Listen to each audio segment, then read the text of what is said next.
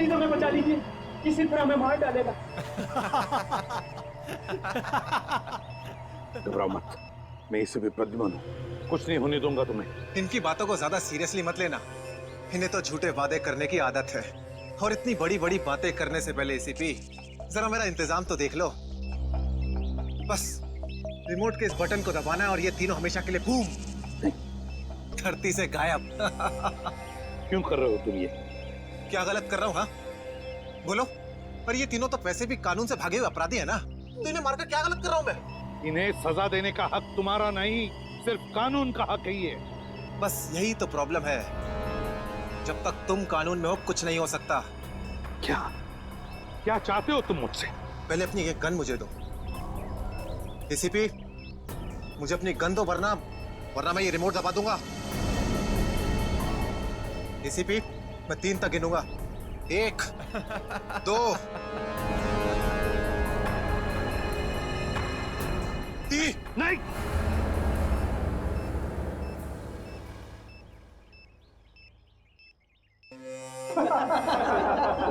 बहुत अच्छे, बहुत अच्छे। तो तुम जानना चाहते थे ना कि मैं तुमसे नफरत क्यों करता हूं?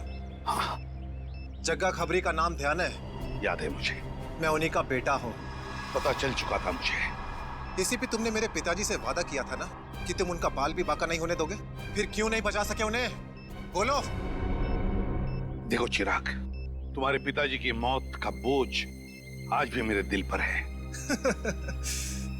बंद करो ये तुम्हारा नाटक।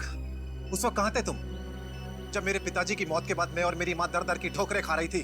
खाने के पैसे तक नहीं थे हमारे पास। तो तुम मेरे पास चले आते, मैं कुछ मदद कर सकता था तुम्हारी। क्या कर लेते तुम? हाँ, सिवाय झूठे वादों के। तुम्हें पता है एसीपी, मुझे कैंसर है, आखिरी स्टेज, और ये इसीलिए क्योंकि मेरी मां के पास पैसे नहीं थे मेरे इलाज के लिए। मैं तुम्हारा दुख समझ सकता हूँ चिराग, तुम्हारी तकलीफ समझ सकता हूँ, मगर इन तीनों ने क्या बिगाड़ा है तुम्हारा? तुम इन तीनों की जान बचाना चाहते हो? हाँ। तो तुम्हें अपनी बलि देनी होगी। क्या मतलब? मतलब तुम इस बिल्डिंग से छलांग लगानी होगी। क्या हुआ? मौत को इतना नजदीक देखने से पांव कांपने लगे? एसीपी आज तक अपनी मौत को अपनी हथेली पर लेकर ही चला है, समझे? मौत से कभी डरा नहीं है वो। इतनी बड़ी बड़ी बातें हैं, अब बातों का वक्त नहीं है, अब एक्शन का वक्त है। कूदो एसीपी, छलांग लगाओ। 1 मिनट, लेकिन तुम पर कैसे विश्वास कर सकता हूं कि मेरे कूदने के बाद तुम इन तीनों को छोड़ दोगे? तुम्हारे पास और कोई चारा भी नहीं। कूदो एसीपी।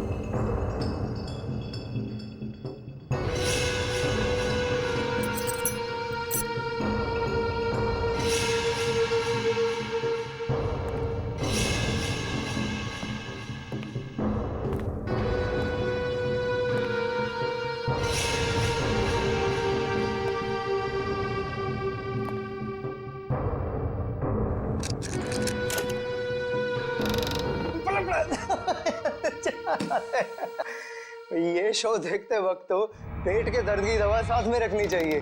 हंसते हंसते पेट दर्द हो गया।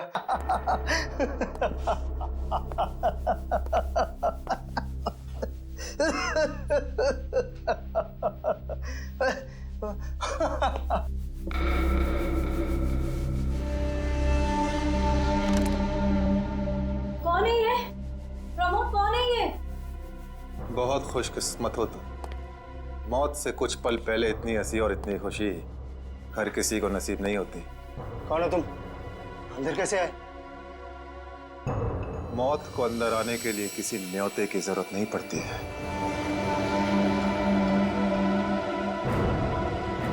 ये क्या कर रहे हो? मैंने क्या बिगाड़ा तुम्हारा? तो रुक जरा, पुलिस को। Happy birthday Tarika. Thank you Shreya. Thank you. Many happy returns of the day. Thank you Siddharth. बहुत खूबसूरत फूल है। श्रेया की चॉइस है। हाँ वो तो है, श्रेया की चॉइस तो कभी गलत हो ही नहीं सकती। हाय सिद्धार्थ। हेलो। हाय श्रेया। हाय पूर्वी। काफी देर कर दी आने में। थोड़ा ट्रैफिक मिल गया रास्ते में। अरे फ्रेडी सर, ये गपागप खा रहे हो? आप तो बोले थे डाइटिंग कर रहे हो। डाइटिंग ही तो कर रहा हूँ। इसके पहले तो मैं 5-5 प्लेटें एक साथ खा जाता था। क्या बात कर रहे हो? हमारे प्लान पे तो पानी फिर गया अभिजीत। अरे ऐसे कैसे? कुछ ना कुछ तो करूंगा मैं। कैसे? हृदय, उस कमरे में तुम्हारा कोई वेट कर रहा है। मेरा वेट कर रहा है? हाँ। कौन? तुम जाओ तो सही। अरे जाओ।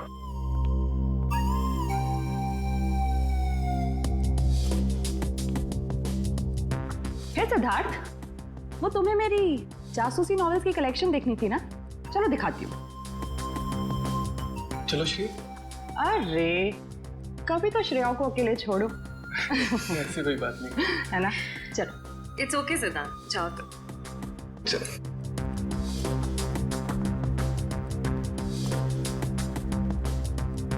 अरे श्रेया, तुम यहाँ वहाँ कमरे में कोई तुम्हारा वेट कर रहा है। कौन? अरे जाओ देखो तो सही। अरे sir,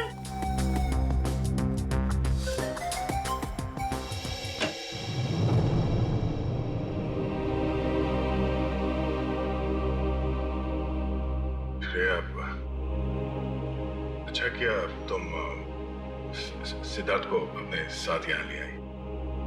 I am very sorry. उस दिन मैंने आपके साथ बहुत बुरा बिहेव किया था।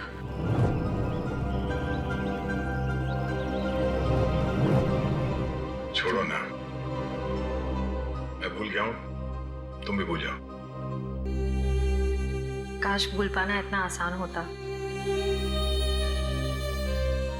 जिंदगी कितनी सिंपल हो जाती है। श्रेया, ये यादें ही तो है जो उदास दिलों को जिंदगी जीने का हौसला देती है। अगर यादें ही ना हो तो जिंदगी कितनी बोरिंग हो जाएगी। तो क्या तुमने सिद्धार्थ से शादी करने का फैसला कर लिया? मेरा दिल कुछ और कह रहा है, दिमाग कुछ और। मैं जानता हूँ श्रेया, हमारे काम में हम दिल की नहीं दिमाग की सोचते हैं। मगर एक बार सीआईडी ऑफिसर ने एक आम लड़की की तरह सोचो। दिल का इस्तेमाल करो, उसकी आवाज सुनो। मेरे दिल में तो एक ही इंसान का नाम गूंजता रहता है, और वो नाम है श्रेया। सिद्धार्थ। सिद्धार्थ प्लीज, सिद्धार्थ मेरी बात तो सुनो प्लीज। अब सुनने को बाकी क्या रह गया? पूरी हकीकत मैंने अपनी आंखों से देख ली है। तुम दया से प्यार करती हो ना?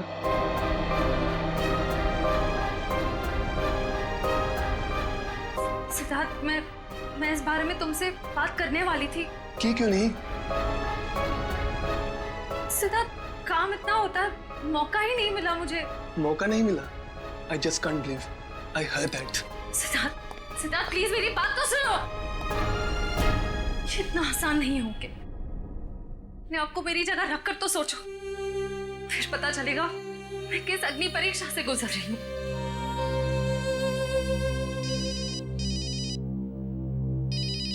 हेलो, कौन? सर, दोनों पति पत्नी थे, प्रमोद और शांति। सर, हमने कभी सपने में भी नहीं सोचा था कि हमारे होटल में ऐसा कुछ होगा। एक मिनट, आप बाहर खड़े रहिए।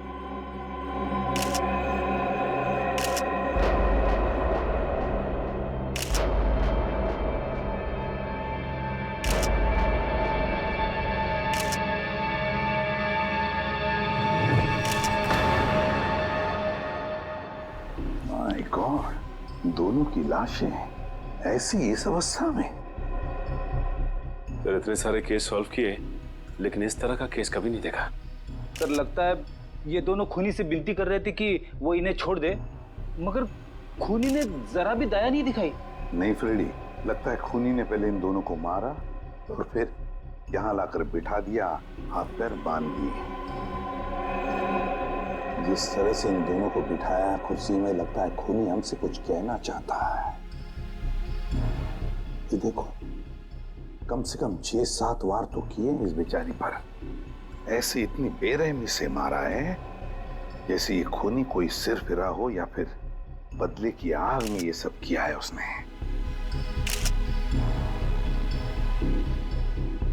My God. सर, इस प्रमोद की पीठ पे भी वार किया गया है।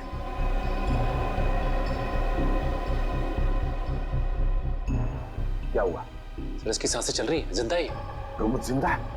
तो जल्दी से इसे हॉस्पिटल ले जाओ, इसका जिंदा रहना बहुत जरूरी है। संभाल के, चलो। आजा।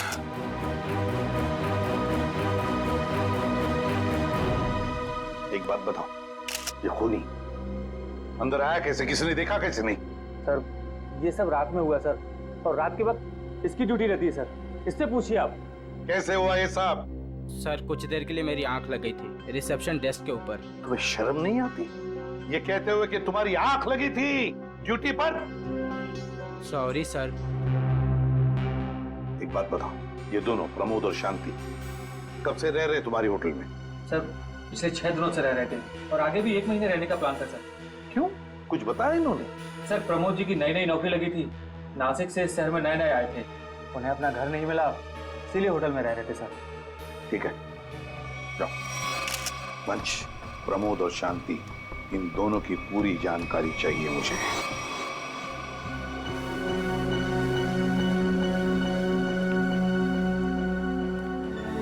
हाँ सचिन, ये प्रमोद कैसा है? सर, डॉक्टर ने ऑपरेशन शुरू कर दिया है, थोड़ी देर में पता चल जाएगा सर। लगता है सचिन, ये खूनी शांति को ही मारने आया था, प्रमोद को नहीं। देखो ना, उसने प्रमोद पर सिर्फ एक ही वार किया और फिर देखा तक नहीं कि वो जिंदा है या मर गया।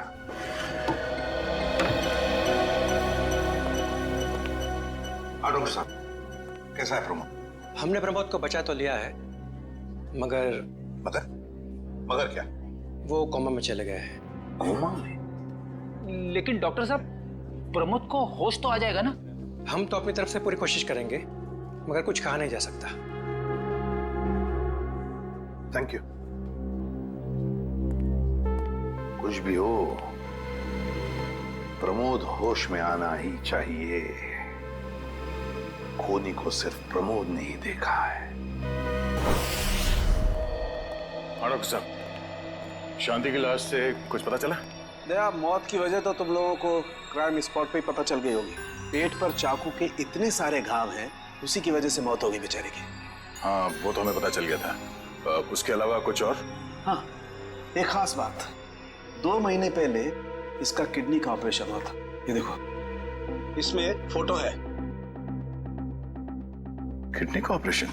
वंश, पता करो शहर के किस हॉस्पिटल में शांति के किडनी का ऑपरेशन हुआ था। और सर, वो क्राइम सीन पे जो खून मिला था वो शांति और प्रमोद का ही है। खूनी ने खून करने से पहले एक कदम फूंक कर रखा है। हाँ, काफी प्लानिंग की है खूनी ने इस जुर्म को अंजाम देने के लिए। उसे पता था कि ये प्रमोद ऑफिस से कितने बजे वापस आता है, और वो होटल के कमरे में पहुंच गया जब दोनों मौजूद थे। पर सर, अगर उसका मकसद शांति को ही मारना था, तो वो तो प्रमोद के आने से पहले ही जुर्म को अंजाम देकर वहां से फरार हो सकता था। हाँ, ये बात तो है। मुझे लगता है खूनी ने प्रमोद के ऊपर सिर्फ एक ही बार वार किया, और वो इसलिए क्योंकि वो चाहता था कि वो कोमा में पहुंच जाए और जिंदा लाश बन जाए। सर, लगता है ये खूनी कोई एक्सपर्ट है जो अच्छी तरह से जानता था कि वार कहाँ पे करना है। सर, वो एक्सपर्ट नहीं, मुझे तो सरफिरा लगता है। वरना मारने के बाद इन्हें प्रार्थना की पोजीशन में क्यों बैठा था? कोई तो गहरा कारण है सबके पीछे जो इस खूनी के अतीत से जुड़ा हुआ है। क्या प्रमोद की बीवी का खून हो गया और प्रमोद कोमा में है? जी हाँ। खैर, ये बताइए कि पिछले कुछ दिनों से प्रमोद का स्वभाव कैसा था? क्या वो डरा डरा रहता था या कुछ और अजीब बात? नहीं, ऐसा तो कुछ नहीं था। पर हाँ सर, मैंने उनको काम में बहुत सारी गलतियां करते देखा। साफ साफ बताइए, प्रमोद किस तरह की गलतियां कर रहा था? बेसिक अकाउंटिंग की गलतियां। मुझे तो हैरानी हो रही थी कि इतने काबिल और इतने क्वालिफाइड इंसान ऐसे बच्चों वाली गलतियां कैसे कर सकता है कोई। वो तो अच्छा हुआ कि मैंने उनकी गलती देख ली, वरना पूरी अकाउंट शीट खराब हो जाती। सर मुझे तो लगता है उन्हें काम आता ही नहीं था। ऐसा कैसे हो सकता है? वो जिस कंपनी से आए थे वो तो बहुत बड़ी कंपनी थी, और कोई भी बड़ी कंपनी किसी ऐसे आदमी को अपने यहाँ नौकरी पर क्यों रखेगी जिसे उसका काम ही नहीं आता हो? अब तो इस प्रमोद की सारी कुंडली निकालनी पड़ेगी। तो पति पत्नी प्रमोद और शांति एक नंबर के धोखेबाज थे। उनके सारे सर्टिफिकेट्स और डॉक्यूमेंट्स नकली हैं, स्कूल और कॉलेज हर जगह के। ऐसी क्या वजह हो सकती है जिस वजह से 420 करके ये उस फाइनेंस कंपनी में काम कर रहा था?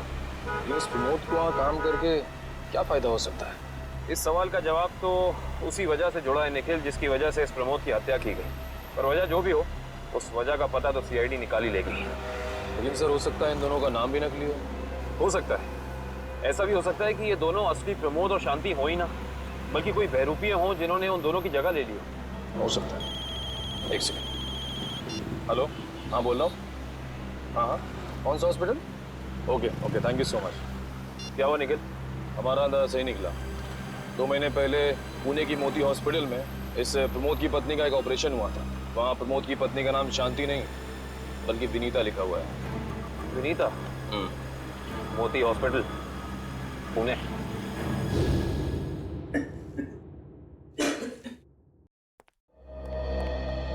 एक्सक्यूज मी, एक वक्त पे सिर्फ एक ही मरीज अंदर आएगा? हम लोग सीआईडी से। सीआईडी? मगर यहाँ मुजरिम कौन है? इसी की तलाश है हमें। एक्चुअली आपके हॉस्पिटल में 2 महीने पहले एक ऑपरेशन हुआ था, उसी के बारे में कुछ जानकारी चाहिए हमें। किसका ऑपरेशन? ये दोनों आपकी हॉस्पिटल में आए थे? ये तो मिसेस विनीता कुमार हैं। हाँ, मिसेस विनीता कुमार। और ये इनके पति, इनकी मौत हो गई? जी हाँ, विनीता कुमार का खून हो चुका है और उनके पति प्रमोद अब कोमा में है। डॉक्टर ये बताइए कि मिसेस विनीता कुमार ने किडनी का ऑपरेशन कराया था ना? जी हाँ। हम उसके मेडिकल रिपोर्ट्स देख सकते हैं? यहाँ पे तो पति का नाम त्रिलोक कुमार लिखा है। मतलब त्रिलोक बन गया प्रमोद और विनीता बन गई शांति। इस पेपर में उनके घर का एड्रेस लिखा हुआ है। चल के पता करें, शायद कुछ पता चल जाए। नहीं निखिल, कोई फायदा नहीं होगा। इनकी पहचानों की तरह इनका एड्रेस भी नकली होगा, देखना। हाँ, हमने इन्हें ऑपरेशन के कुछ रिपोर्ट्स कोरियर की थी, मगर वो कोरियर वापस आ गए थे। डॉक्टर ये बताइए कि इन्होंने ऑपरेशन का पेमेंट कैश में की थी या चेक से या किसी कार्ड से? इंश्योरेंस के जरिए। इंश्योरेंस? उस इंश्योरेंस कंपनी के कोई कागजात, कोई डॉक्यूमेंट्स हैं आपके पास? हाँ, इसी फाइल में होंगे। गुड।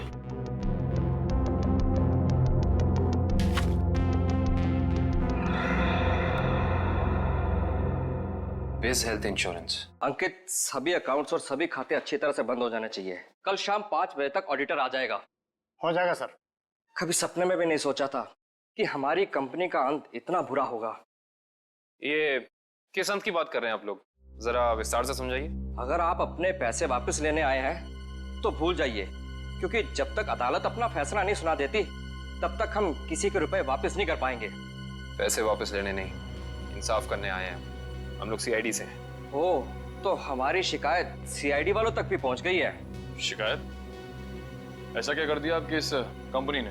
हमारी कंपनी ने नहीं, उस त्रिलोक ने आसमान की तरफ प्रगति करती हुई हमारी कंपनी के नाम को रातों रात मिट्टी में मिला दिया और हमें दिवालिया कर दिया उसने। त्रिलोक? एक सेकंड, आप इस त्रिलोक की बात तो नहीं कर रहे? हाँ, यही तो है वो। पर इसे क्या हुआ?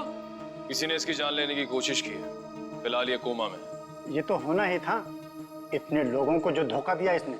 किस धोखे की बात कर रहे हैं? हमारी कंपनी के क्लाइंट्स को झूठे सपने दिखाकर कहा कि सबके पैसे एक ही महीने में 2 गुना कर दूंगा, पर सबके पैसे बटोरकर 9 तो 11 हो गया वो। और क्लाइंट हमारी कंपनी से पैसे वापस मांग रहे हैं। बैंकक्रप्ट हो गया। इतने सालों से कंपनी की बनी बनाई इज्जत मिट्टी में मिल गई। खोए हुए पैसे और खोई हुई इज्जत तो फिर से कमाई जा सकती है, पर खोई हुई जान तो वापस नहीं आ सकती ना। क्या त्रिलोक ने किसी की जान भी ली है? हाँ, हमारी कंपनी के सीईओ अनुज जी, जो कि सदमे को बर्दाश्त नहीं कर पाए, पर दिल का दौरा पड़ने से उनकी मौत हो गई। कहीं ये सारा हमला अनुज जी का कोई करीबी तो नहीं कर रहा है? अनुज जी की मौत का बदला लेने के लिए? हो सकता है। अनुज जी के परिवार में कौन कौन है? उनकी पत्नी सुधा, जो कि अभी सदमे में है, और उनका बेटा विक्की। विक्की? इस विकी का फोन नंबर दीजिए जरा। विकी के फोन का सिग्नल यहीं आसपास बता रहा है, हो गई मैं। अच्छा, अभी भी मागाधे रोड की तरफ मुड़ा है। मागाधे?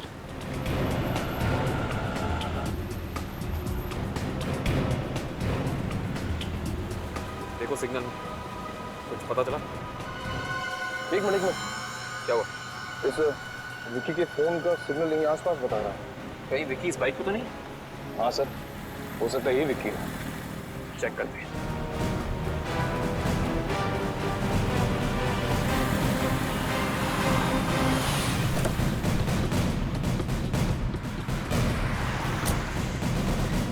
सुनो भाई साहब, तुम ही विकी हो?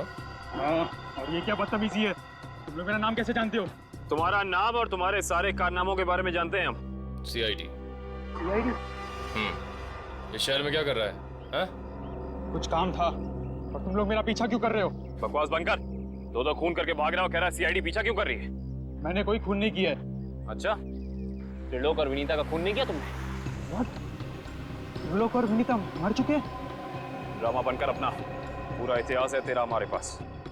उन दोनों ने तुमसे तुम्हारे पिता को छीना, उसका बदला लेने के लिए तुम यहाँ आए हो उनके पीछे। हाँ, मैं बदला लेने जरूर आया था, पर मैंने उनका खून नहीं किया। देख, सच बोल दे समझा, नहीं अपनी शक्ल नहीं पहचान पाएगा। मैं सच कह रहा हूँ, मैंने किसी तरह उनके बारे में पता किया। मैं उनके होटल भी गया था, मगर जैसे मैं उनके कमरे की तरफ जा रहा था, मैंने उनके कमरे में एक आदमी को जाते हुए देखा। कौन सा आदमी था वो? उसके चेहरे को ठीक से देख नहीं पाया मैं। तुम्हें जो भी याद है, जितना भी याद है, साफ साफ बताओ। कद लगभग 6 फीट, ओवरकोट पहना हुआ था उसने, और उसके बाल लंबे थे यहाँ तक। हाँ, और उसने एलिगेटर शूज पहने हुए थे। Alligator shoes? हेलो, एक और खून?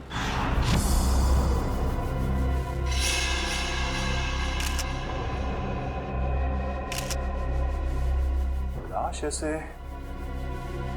अजीब ढंग से क्यों बैठा है?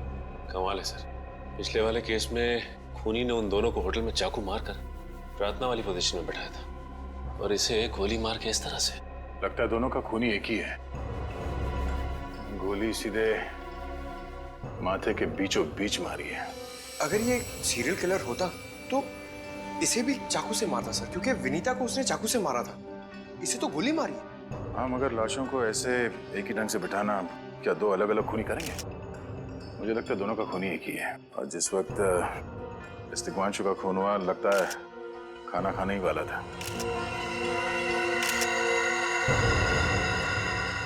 तो यहाँ पे दूसरी प्लेट भी पड़ी है, कहीं ऐसा तो नहीं कि ये तिग्मांशु की बीवी के लिए थी? मैम सब तो एक हफ्ते के लिए गाँव गई हुई है, एक हफ्ते के बाद लौटेगी। तो क्या घर में कोई और आदमी था जिसके लिए तिग्मांशु ने एक और प्लेट में खाना डाला? नहीं साहब। अच्छा, जब तुम घर वापस आए उस वक्त ये दरवाजा खुला था या बंद था? नहीं साहब, बंद था। तो फिर तुम घर के अंदर कैसे आए? साहब ने एक चाबी मेरे पास भी दे रखी है। जो कोई भी था, ऐसा लगता है कि तिग्मांशु उस आदमी को जानता था। एक काम करो सचिन, पंकज, घर की अच्छी तरह से तलाशी लो, देखो कुछ मिलता है क्या।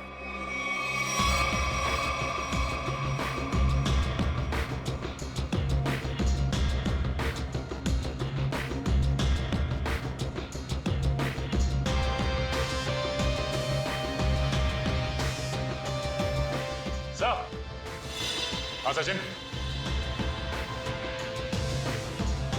सचिन, ये देखिए सर, यहाँ से शीशा निकाला गया है, चिटकनी खोली गई है, तो यहाँ से बाहर जाने का रास्ता भी है। मतलब कोई अंदर यहाँ इस खिड़की से आया था? लेकिन इस घर में तो सेफ्टी अलार्म भी है सर। अगर यहाँ से कोई अंदर आया है तो सेफ्टी अलार्म बजना चाहिए था, और सिक्योरिटी गार्ड को भी अंदर आना चाहिए था। अब इसका जवाब तो सिक्योरिटी गार्ड ही देगा।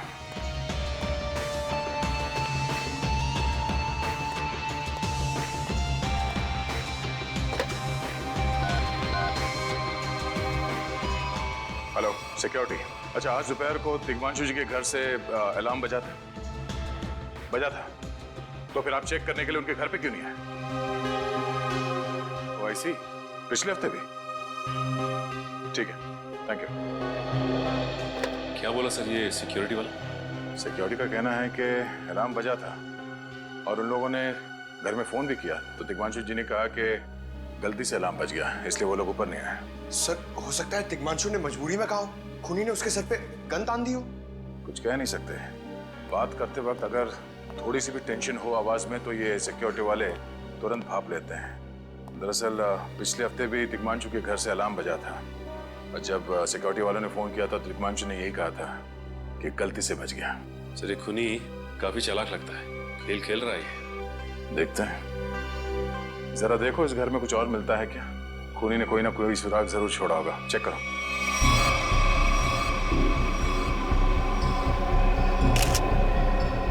सर एक मिनट सर।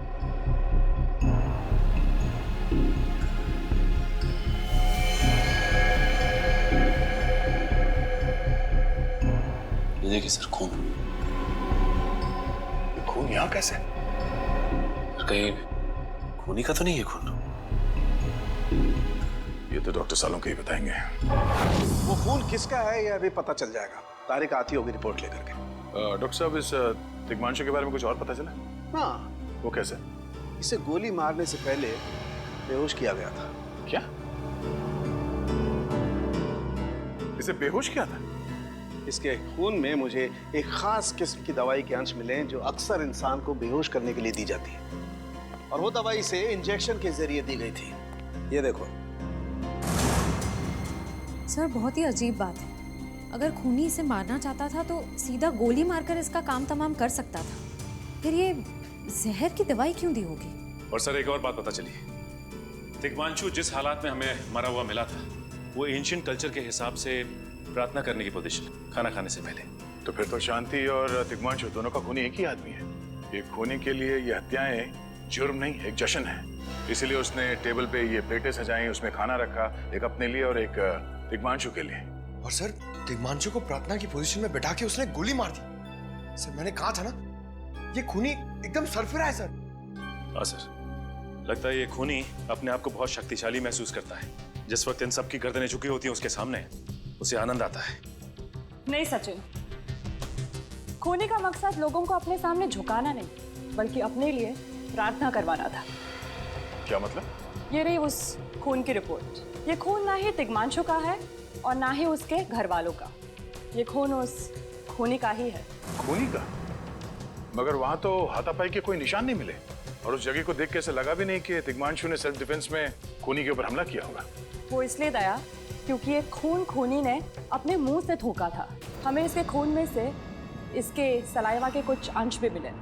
उसकी तबीयत खराब है क्या? हाँ वो बीमार है। उसके खून में एथिमोलाइसिन नाम की दवाई का अंश मिले हैं और उसका कीमोथेरेपी हुआ था। इसका मतलब उसे कैंसर है, ब्रेन का कैंसर, लास्ट स्टेज का ब्रेन कैंसर। इसीलिए वो लोगों से अपने लिए प्रार्थना करवा रहा है ताकि उसकी बीमारी ठीक हो जाए। हमारे क्रिमिनल डेटाबेस में चेक करो, पता करो ये कोई पुराना पापी तो नहीं है। नहीं सर, उस खूनी का हमारे क्रिमिनल डेटाबेस में कोई रिकॉर्ड नहीं है। कोई इतिहास नहीं है? नहीं सर।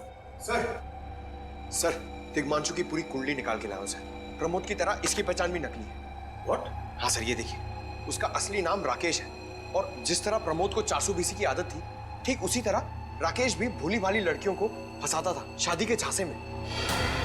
कई लड़कियों ने आत्महत्या की है इस तिग्मांशु और राकेश के चक्कर में। हाँ सर, शादी के बाद उनके पैसे लेके ये गायब हो जाता। सर इसका मतलब खूनी ने 2 ऐसे लोगों को मारा जो पहले से मुजरिम थे। शायद उसने सोचा होगा कि मरने से पहले कुछ अच्छे कर्म कर लूं। नहीं श्रेया, जरूर कोई रिश्ता रहा होगा उसका इन दोनों अपराधियों के साथ। पता करो इन दोनों अपराधियों का केस किस पुलिस स्टेशन में फाइल किया गया था? सर, ब्रेन कैंसर के जितने भी पेशेंट्स हैं शहर में उन सबकी लिस्ट मिल गई है। कुल मिला के ऐसे 50 पेशेंट्स हैं जिसमें से 10 पेशेंट्स ऐसे हैं जो कैंसर की लास्ट स्टेज पे हैं। उनमें से 4 औरतें हैं, बचे 6। हाँ सर, और इन 6 में से 4 ऐसे हैं जो 70 साल से ऊपर के बुजुर्ग हैं। अब बचे 2, ये उदय और भानु। तुम इन दोनों से मिले? हाँ सर, ये उदय 6 महीने से हॉस्पिटल में है। और भानु? भानु सर 1 महीने से हैदराबाद में। ये कैसे हो सकता है सचिन?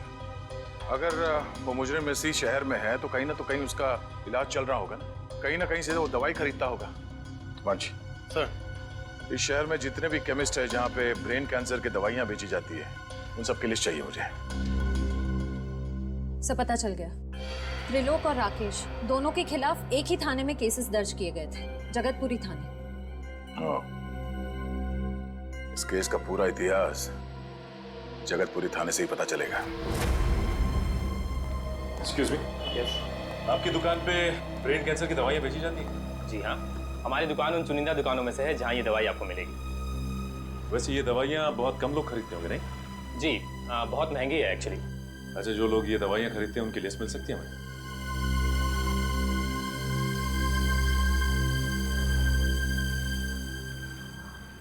ये रही वो लिस्ट।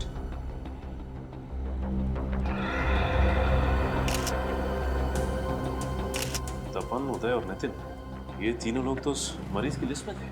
अच्छा, आपको पूरा यकीन है कि इनके अलावा और कोई नहीं आता ये दवाई लेने के लिए? जी नहीं, लेकिन हो सकता है कोई गैर कानूनी तरीके से ये दवाई खरीद रहा हो। ये दवाइयाँ काफ़ी महंगी है ना, आम आदमी इसका खर्चा नहीं उठा सकता। अच्छा, आप किसी ऐसे आदमी को जानते हैं जो ये गैर कानूनी काम करता है? एक आदमी है, आंद्रे नाम है उसका। प्यार से लोग उसे एंडी कहते हैं। ये जो ज्वाला रोड पे पब्लिक पार्क है ना, अक्सर वहीं मिलता है। कांस्टेबल सुनील। Yes sir. आप सीआईडी से ही हैं ना? हाँ, हमारी बात शायद आप ही से हुई थी। साहब बताइए, कांस्टेबल सुनील आपके लिए क्या कर सकता है? सुनील जी, हाल फिलहाल में इस रिकॉर्ड रूम में कोई चोरी वगैरह हुई थी क्या? चोरी नहीं तो सर, अब यहाँ भला कोई चोरी कैसे करेगा? सुनील, फिर आप एक हेल्प कर सकते हैं हमारी। हमें 2 मुजरिमों की फाइल चाहिए। एक का नाम है त्रिलोक कुमार और दूसरे का राकेश भिवेन। एक मिनट सर, क्या नाम बोले? राकेश? राकेश भिवेन।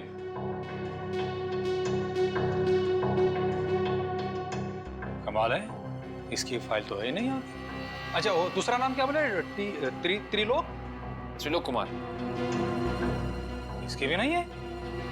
दोनों की फाइल्स नहीं। हाँ सर, लेकिन यहाँ पर चोरी की तो कोई घटना नहीं घटी। पता नहीं फाइलें गायब कैसे हो गई। सुनील, यहाँ याद करने की कोशिश करो, हाल ही में कोई दुर्घटना घटी थी क्या? पिछले महीने ऑफिस एरिया में आग लग गई थी, तो अच्छा हुआ फायर ब्रिगेड वाले जल्दी आ गए और हमारे रिकॉर्ड्स नष्ट नहीं हुए। जरूर ये आग भी जानबूझकर लगाई गई थी। आग लगने की वजह क्या थी? वो बताया गया कि मेन स्विच बोर्ड के अंदर शॉर्ट सर्किट हुआ था। कोई इलेक्ट्रिशियन भी आया था काम करने के लिए। जरूर वहीं छेड़छाड़ की गई। उस इलेक्ट्रिशियन का कोई आता, कोई पता, कोई कांटेक्ट है? दूसरे कांस्टेबल के पास था, लेकिन वो तो रिटायर होकर गांव चले गए। हाँ, कोई बात नहीं। सुनील, एक काम करिए, आप चेक करके बताइए कि और किन किन मुजरिमों की फाइल्स यहाँ से गायब हुई हैं। Okay sir. पता तो चले आखिर अगला शिकार है कौन इस अनोखे खूनी का। ये ले पैसे। अरे ये दवाइयाँ तो असली है ना? अरे अंकल जी, ये जो शक की बीमारी है ना, कैंसर से भी ज्यादा खतरनाक है। अगर आपको यकीन नहीं है कि ये दवाई असली है या नहीं, तो खुद जाकर दुकान से क्यों नहीं खरीद लेते? अरे तुम तो बुरा मान गए, मैं तो बस ऐसे ही पूछ रहा था, मेरा मतलब वो नहीं। तो जानते हो, इस तरह से दवाइयाँ बेचना और खरीदना दोनों गैर कानूनी है। आखिर तुम्हारा कोई फायदा नहीं है। मैंने सुना था कि सीआईडी बड़े-बड़े केस हैंडल करता है। मैं तो छोटा मोटा चोर हूँ, जाने दो ना साहब। हाँ मिस्टर छोटे चोर, ये बताओ कि तुम्हारे पास से ये दवाइयाँ खरीदने के लिए कोई ऐसा आदमी आता जो 6 फीट लंबा था और लंबे लंबे बाल थे उसके, और वो एलिगेटर वाले शूज पहनता था? हाँ, वही जो आगे से नुकीला होता है। हाँ, आया था चिराग। आप लोग चिराग को ढूंढ रहे हो? हाँ। कहाँ मिलेगा ये चिराग? चिराग? लगता है चिराग घर पर नहीं है। कमरे अच्छी तरह से चेक करो, देखो कुछ मिलता है क्या। पंकज, कंप्यूटर चेक करो।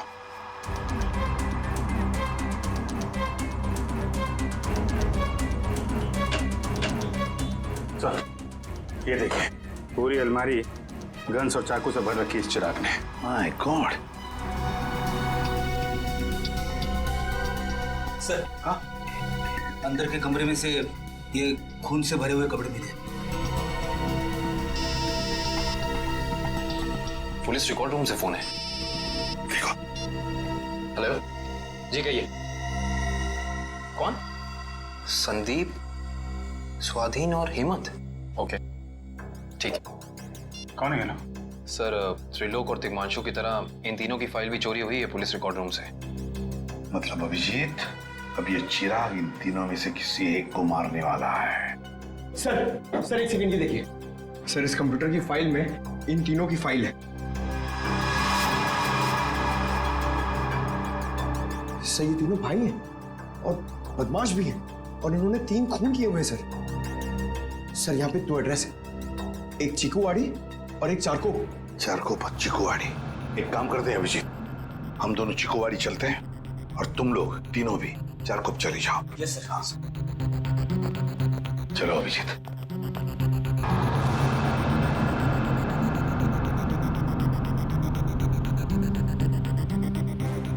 क्या हुआ सर? अभिजीत ये पेन, ये मेरा पेन है अभिजीत। आपका पेन? यहाँ पे कैसे सर? ये पेन मैंने जग्गा को दिया था, जग्गा को। जग्गा सर? वो आपका खबरी? हाँ अभिजीत, मेरा खबरी। मगर जग्गा तो मर चुका है सर। हाँ अभिजीत तो मर चुका है, लेकिन जिस खून में तलाशी करने में मदद की थी जग्गा ने हमारी, उस वक्त वो खून भी इसी तरह हो रहे जैसे आज हो रहे हैं। खून करने के बाद लोगों को प्रार्थना की पोजीशन में रखा जाता है। चलते हैं सर। नहीं अभिजीत, क्योंकि अभिजीत जिस तरह से वो खून किए जा रहा है, लगता है मुझे संदेशा भेज रहा है, मुझे मिलना चाहता है अकेले में, ताकि फिर कोई जग्गा खबरी सीआईडी का शिकार ना बने।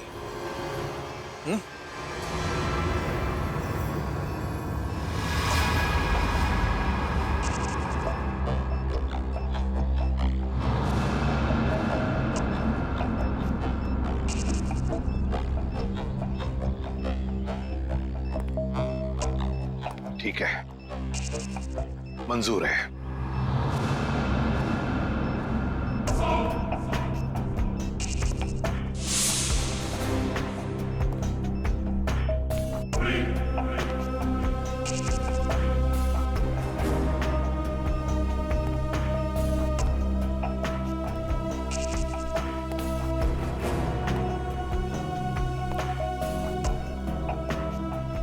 चढ़ो एसीपी, चढ़ो।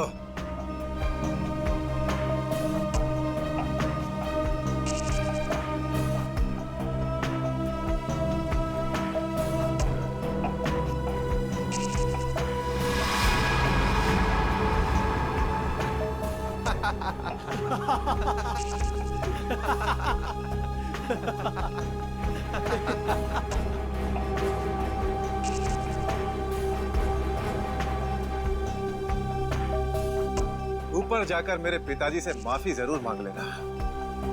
क्या हुआ, मौत को इतना नजदीक देखने से पांव कांपने लगे?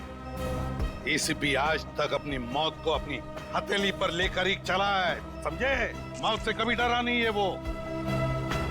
इतनी बड़ी बड़ी बातें, अब बातों का वक्त नहीं है, अब एक्शन का वक्त है। कूदो एसीपी, छलांग लगाओ और अपनी ये बेहतरीन जिंदगी को अलविदा कह दो। चलो। 1 मिनट, मैं जरूर कूदूंगा, लेकिन तुम पर कैसे विश्वास कर सकता हूं कि मेरे कूदने के बाद तुम इन तीनों को छोड़ दोगे? तुम्हारे पास और कोई चारा भी नहीं है। कूदो एसीपी, वरना मैं इस रिमोट का बटन दबा दूंगा।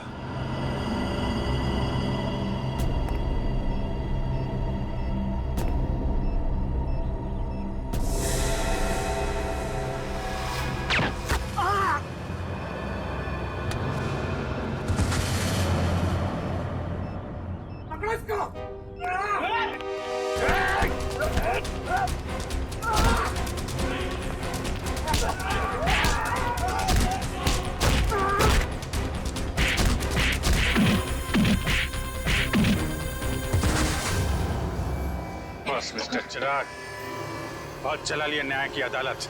सीआईडी का काम सीआईडी को सौंप दो। फ्रेडी, पंकज, उन तीनों के शरीर से बॉम्ब हटा दो संभाल के। और तुम मेरे दोस्त, मेरा खबरी जग्गा के बेटे लगते ही नहीं। उस बेचारे ने तो अपनी जान कुर्बान की हमारी मदद करने में, कानून की मदद करने में, मगर तुम, लानत है तुम पर, जैसे घटिया काम करने निकले थे। 2 खून किए तुमने, तुम्हें तो शायद फांसी ही होगी, फांसी।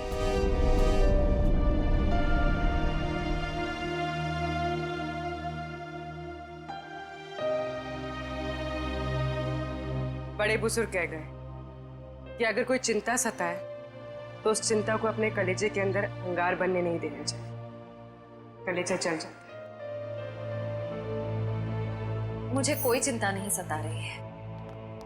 In fact I think I am the luckiest girl in the world right now. CID में सब मेरे काम से खुश हैं।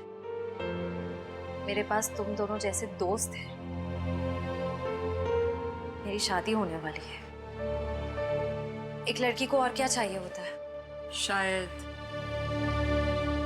प्यार।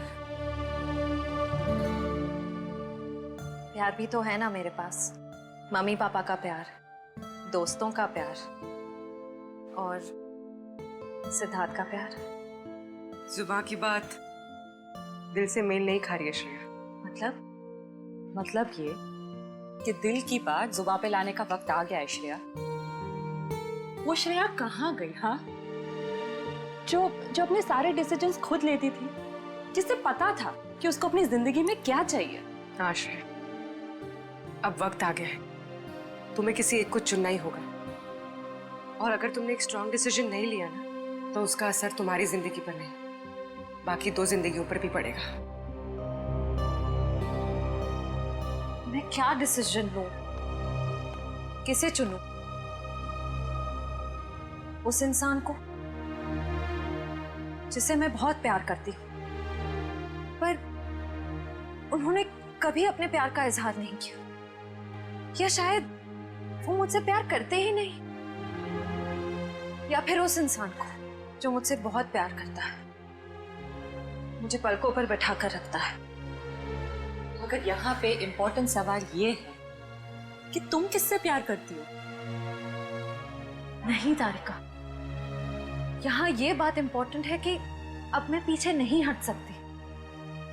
मेरे किसी भी डिसीजन से ना सिर्फ सिद्धार्थ को, बल्कि उसकी और मेरी फैमिली को बहुत दुख होगा। बच्चों जैसी बातें मत करो श्रेया। हर माँ बाप चाहते हैं कि उनके बच्चे को जिंदगी की हर खुशी मिले। तुम सिद्धार्थ के साथ खुश नहीं रह पाई तो क्या अंकल आंटी खुश रह पाएंगे? और अगर तुम खुश नहीं रही तो क्या सिद्धार्थ खुश रह पाएगा? तुम्हारा एक कदम श्रेया बहुत सारी जिंदगियों को अफेक्ट करेगा। तुम बस दिल से काम लो। देखो, दिल हमेशा सही रास्ता दिखाता है। ठीक है, अब से मैं अपने दिल की बात सुनूंगी। अगर मैं किसी भी कदम पर कमजोर पड़ जाऊं तो तुम दोनों को मुझे सही रास्ता दिखाना होगा।